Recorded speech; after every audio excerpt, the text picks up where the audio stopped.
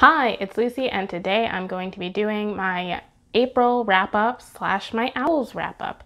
In the month of April, I read 8 books and took part in 2 readathons. One of the readathons was the Owls, which I will be wrapping up for you guys here, just telling you which books completed what challenges and if I completed my career or not. Spoiler alert, I did complete my career, but I did not get the seminar I wanted, which is fine, and I completed 2 extra Owls because I only needed 4 books for my career. The other readathon that I took part in was the Reading Rush, the Stay Home Reading Rush, which I actually daily vlogged, and the playlist for that will be linked down below and somewhere on the screen. As always, I have the timestamps for each book that I talk about linked down below in the description, as well as some affiliate links if you're interested in buying any of the books that I talk about. Sometimes I give updates about how my month went, but my month was probably the same as your month at this point, so let's just get on to the books. The first book that I finished was Dancing at the Pity Party by Tyler Fetter. PenguinTeen sent me this to post on my Instagram and to promote. This book came out on April. It doesn't say the date, but it came out last month. So I read it. This was really good. I gave it 4 stars. This is basically Tyler Fetter's memoir kind of book centered around her mom, who passed away from cancer when she was 19. So around her sophomore year of college, I think. And yeah, this was fun to read. I don't want to say it was fun to read because it is about her mom dying at a young age, but she says that she wanted to make this book because when she was like in the thick of it, she couldn't really find anything that really expressed how she felt, because a lot of it felt very, very somber and just not how she felt as a young person. So she wrote this for other people who might be going through similar things, and I think she accomplished that. I'm lucky enough that my mom is still alive, so I can't say that this was relatable, but it did resonate as I thought about the future, what I'll be going through. I know that sounds morbid. It was heartfelt and funny at times, and overall just a good book. And also through this I found out about Tyler Fetter, who is an artist, like a illustrator, and she makes fun illustrations on Instagram that are just like hashtag relatable 20s things and like body positive stuff and, you know, fun things. And now I follow her on Instagram, so win-win. The next book that I read was You by Caroline Kepnes. This is very popular. It is a Netflix series now.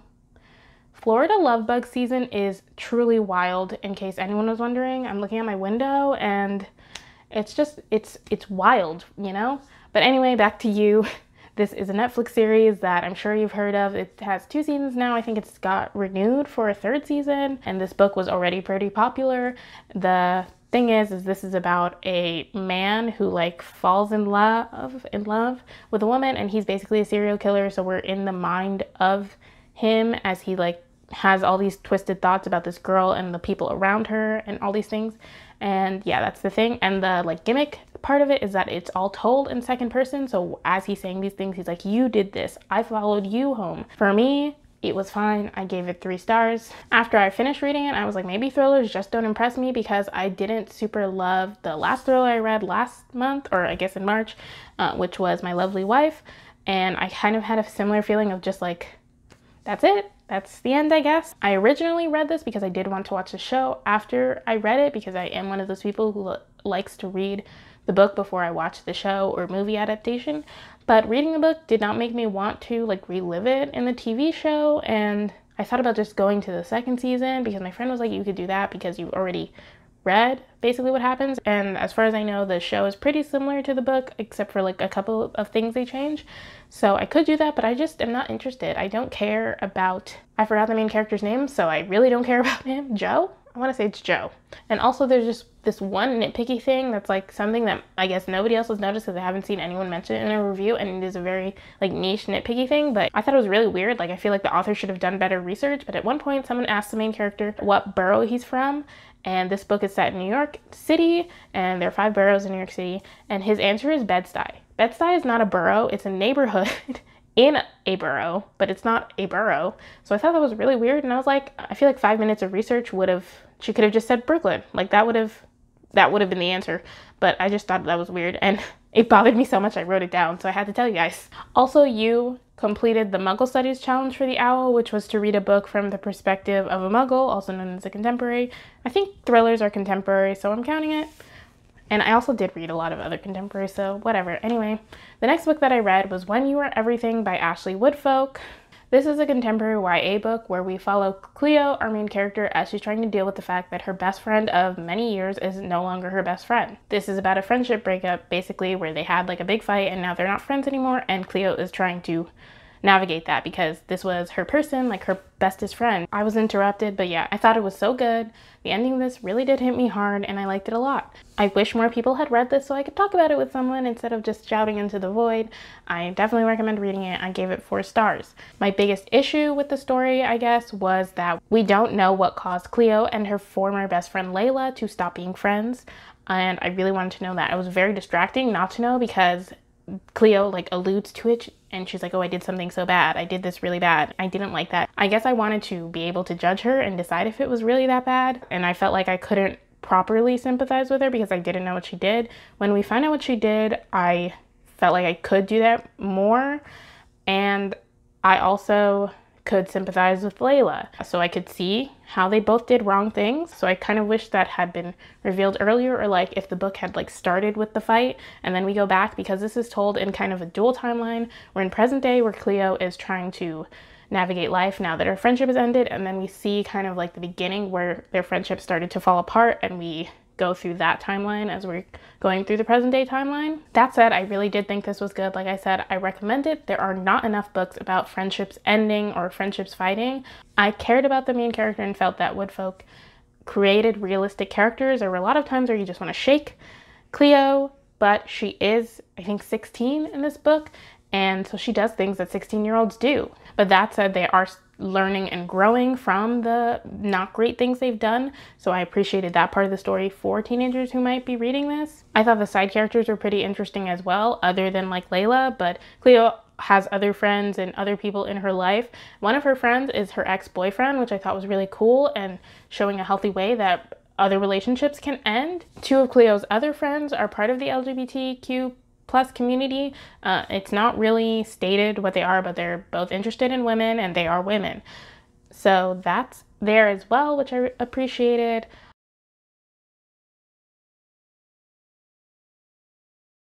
Also, as a kind of side plot, B-plot, I guess, Cleo's also dealing with something with her parents where they've separated, and so it's kind of about Cleo also learning that her parents aren't perfect, and that's always a hard lesson to learn. And yeah, overall, I thought it did everything really well. I really enjoyed the story, and once again, I recommend it. The next few books I read during the reading rush, which I mentioned I daily vlogged, and I think I also mentioned the playlist for that is linked down below.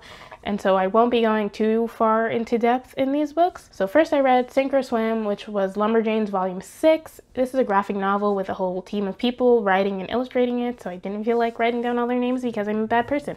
So this follows a group of girls who are at a summer camp that is similar to like Girl Scouts. They have to like try and complete tasks to earn badges. And as they are at the summer camp, they realize that there are some paranormal things going on and they are trying to figure out what's what. This is a fun series full of girl power, and it features a diverse group of girls. There are diverse ethnicities. There's also like some neurodiversity as well as diverse sexualities and genders. One of the girls is a transgender girl, and 2 of the girls are in a relationship, so there's an FF romance. I don't remember if the previous volumes mentioned what they identify as, but I can't remember at this moment. But they are like in a relationship, so that's always nice to see, especially in a book meant for younger people. And yeah, I had fun reading it. This one featured werewolves and selkies, and it was a good time.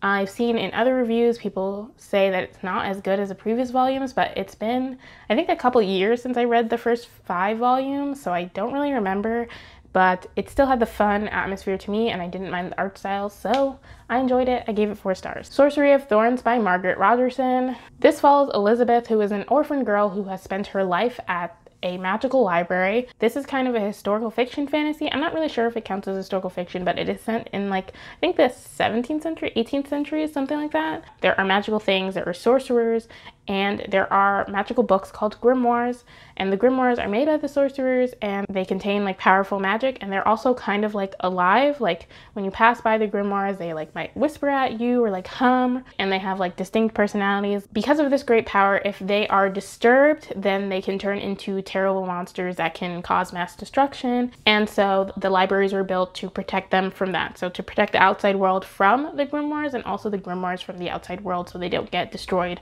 or like turn into those bad things. And the people who do that are called wardens, which are basically like the top of the libraries, and it's Elizabeth's dream to become one of those. However, when the library's most powerful grimoire gets out, she is blamed for it, and so she has to clear her name with the help of Nathaniel Thorne, a sorcerer who's conveniently there to help her, or not really to help her, but he's there. This was a fun read and I had a good time reading it. I gave it 3.5 stars. I liked the world building. For the most part, I think that the concept of sorcerers and how they get their magic, which is basically through like demons, I thought that was really interesting.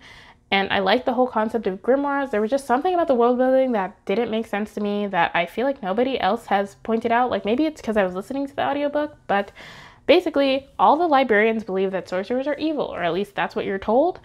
But two things that are at odds with that. The reason for the librarian's existence is because of the sorcerers. They're the ones who make the books / grimoires.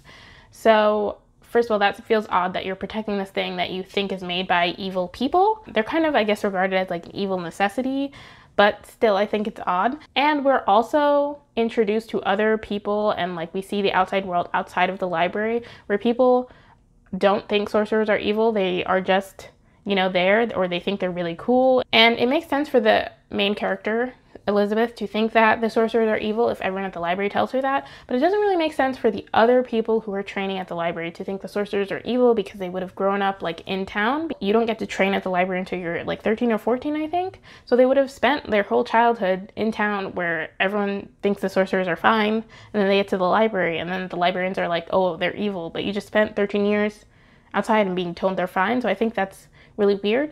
So I didn't understand that really, and I haven't seen anyone really talk about that, but that part bothered me. I also wasn't super invested in the romance, but I did think it was cute. I guess it wasn't as fleshed out for me, I think, and there was no real reason, I guess, for it to happen. Like, I think because Elizabeth is isolated in the world, it made sense for her part of the romance to exist, because, you know, this is the first guy she's really met outside of like people she considers family.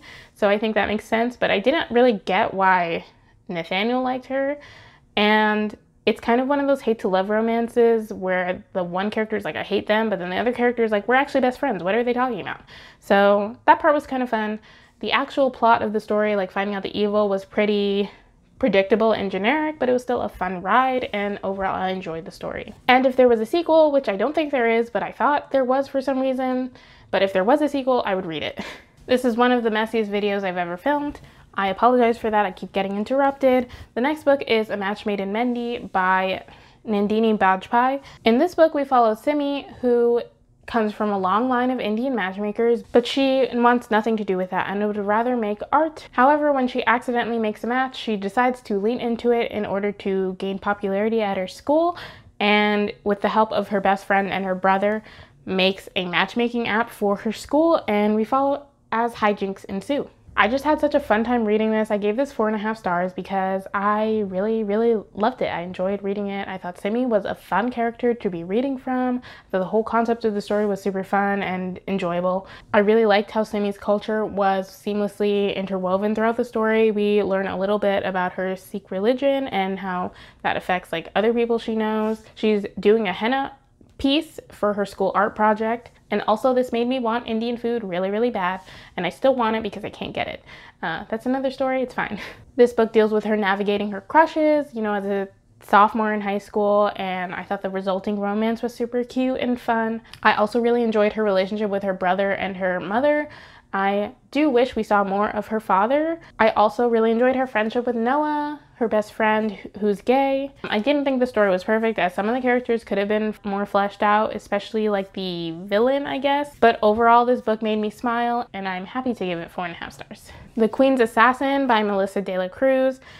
I gave this 2.5 stars. It wasn't very good. This is a dual perspective where we follow Kelden Holt, who is the Queen's assassin, and then we follow Shadow of the Honeyglade, whose dream is to become like part of the guild that's like behind the assassin, sort of, sort of. And then she ends up having to team up with Kale as Kale's apprentice, and they go on this adventure kind of thing together. Let's see, where do I start? This would have been just okay, but I really did not like the plot twist at the end. I thought it was just dumb. That's it. It was dumb, and I didn't like it. But the whole story was kind of just fine. It was predictable. The romance in here made no sense to me whatsoever. I did not understand why they liked each other at all, and they just kept saying they did, but I was like, for why? What is going on? It's weird. I don't know. I thought it was weird. Shadow was definitely the more annoying one of the two, but Kale was weird. And the whole premise of the Queen's assassin, like how he became the Queen's assassin, made zero sense to me. I felt like there was an explanation, but I just didn't understand like why. If you've read it, I'll be happy to tell you like more of like what I'm confused about, I guess. But yeah, it just did not do it for me. I really can't pinpoint it exactly other than the ending, which I really didn't like. It was just, it just was not it for me. I will not be reading the sequel. And that's it. The Sun and Her Flowers by Rupi Kaur. I read this for Dewey's 24-hour readathon, which I actually was gonna do a reading vlog for, and then I didn't. So yeah, I even tabbed some things. This is kind of the sequel. Not really, it's just Rupi Kaur's second poetry book she wrote, Milk and Honey, which was like, you know, honestly took the world by storm. Let's be real. So yeah, this is her second poetry book, and I really liked it. I did not like it more than Milk and Honey, but it was slightly more relatable to me than Milk and Honey, I think. But yeah, it's kind of more of the same, but I liked her poetry, so I didn't mind it, in that she explores very similar topics to Milk and Honey, I think. But if you're not a fan of the shorter poetry, insta poetry or whatever, then I don't think you'll like this. But if you are, I think you will like it. Those are all the books that I read in April. Thank you so much for watching. If you like this video, please be sure to give it a thumbs up in the comments down below. Let me know what are some books that you read in April. Let me know if you read any of the books that I mentioned and what you thought of them. Just let me know things in the comments. Subscribe to my channel if you haven't already. Hit the notification bell if you haven't done that already so you can be notified. And subscribe to my second channel because I have that. Follow my Instagram and Twitter. Those are also linked in the description box. I think those are all my social media. Thank you so much for watching. I'll see you in my next video. Bye!